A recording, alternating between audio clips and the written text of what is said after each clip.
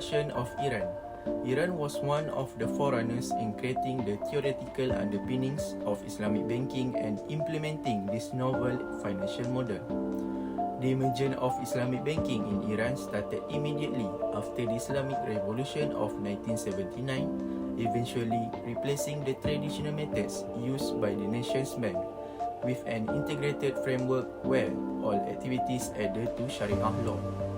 The Riba-Free Banking Act was adopted by the Iranian Parliament in 1983. Next, we go to the issues. The first issue is lack of Sharia supervision. It is evident that the Sharia Board's responsibility is to support efforts to guarantee that the business models, financial instrument, contract, policies and investment of Islamic banks adhere to Sharia law. Unfortunately, the Iranian financial system doesn't effectively implement or perform Sharia oversight. The second issue is absence of a Riba-Free Banking Act law revision. RFBA has been in force since 1983 but has unfortunately not yet been updated. Therefore, new innovation in the area of Islamic banking and finance are not taken into consideration in this highly important regulation. The third issue is lack of a valid approach to deal with delayed payment and rolling over of due debts. According to Sharia law, an Islamic bank is not permitted to charge late fees or roll over loan costs as is done by conventional banks.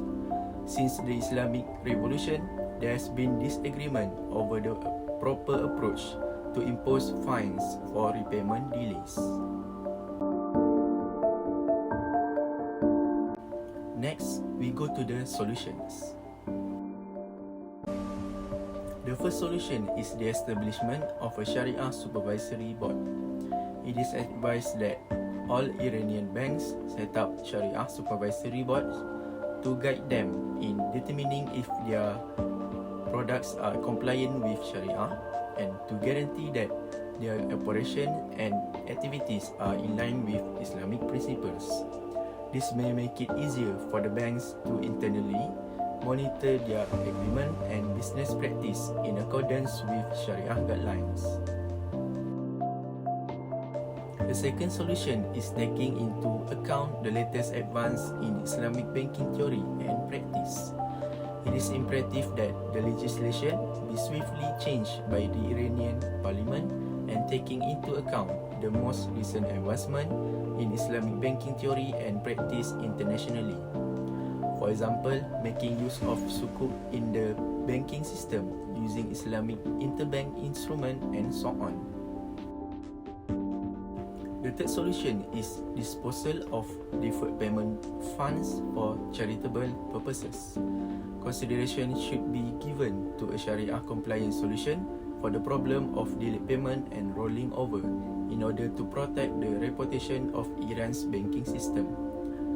Giving away the money from the delayed payment to charity, as is done in several Islamic nations, might be a first approach to resolving this issue, where fines for deferred payment are collected but later donated to charity. And then, the conclusion is this report outlines a number of challenges with Sharia-compliant banking in Iran and suggests a priority list of fixes for problems the country's Islamic economy is facing. This indicates that, in spite of its lengthy history, the Islamic banking system in Iran still has a number of serious problems or obstacles to overcome. And lastly, the exclusion of the topic related in the subject. The first one is Chapter 5. Riba is forbidden in Islam since it is used to signify a particular form of access. The second one is Chapter 6. This chapter tells about a distribution factor that is related to that point, which is social value, when money is given for charitable purposes.